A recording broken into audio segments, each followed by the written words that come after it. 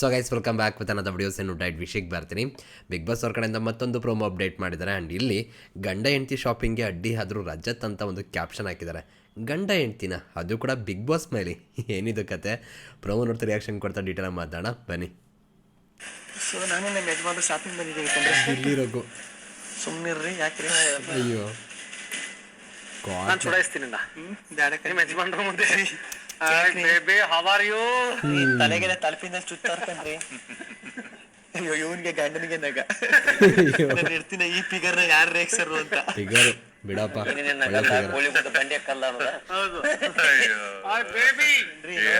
Man ending ಚೂಜಿ ending ಮಾಡ್ತಾನೆ. ಇಲ್ಲಕನ್ರಿ ಸರಿ, ನನಗೂ ಸರ್ ತುಂಬಾ ವರ್ಷದಿಂದ ನಂಟಿದೆ. ನೋಡ್ರಿ ಹಾಕೊಂಡ್ ಕೊಡ್ರಿ ನಿಮ್ಮ ಎತ್ತಿಗೆ ಯಾರೋ ಅವನು ಅಂತ. ರೇ ಚುತ್ತಾರ್ಕಂಡ್ರಿ, ಮೈಯೆಲ್ಲ ಚುತ್ತಾರ್ಕಂಡ್ರಿ ರೀ. ಯಾವ ಗಂಡ ನೀನು ಎಡ್ತಿಗ್ ಚುತ್ತಾರ್ ಕಿಸಿತ ಕೂತಿದ್ಯಲ್ಲ ಅಲ್ವಾ? ಫೈಟ್ ಮಾಡ್ದಾನೆ. ಪಾಪ ಗುರು ರಘು ಅಣ್ಣ.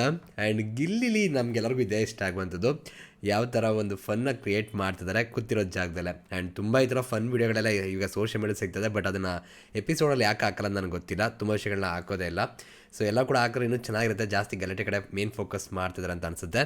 ಬಟ್ ಏನಪ್ಪ ಅಂದರೆ ಗಿಲ್ಲಿಯವರ ತಮಾಷೆ ತರಲೆಗಳು ಯಾವಾಗಲೂ ಸೂಪರ್ ಅಂತಲೇ ಹೇಳ್ಬೋದು. ಜೊತೆಗೆ ಇಲ್ಲಿ ರಘು ಅಣ್ಣನ ಗಂಡ ಮಾಡ್ಕೊಬಿಟ್ಟು ಅವ್ರು ಹೆಂಡ್ತಿ ಆಗಿಬಿಟ್ಟಿದ್ದಾರೆ. ಕ್ರೇಜಿ, ಒಳ್ಳೆ ಕಾಂಬಿನೇಷನ್ ಕೂಡ.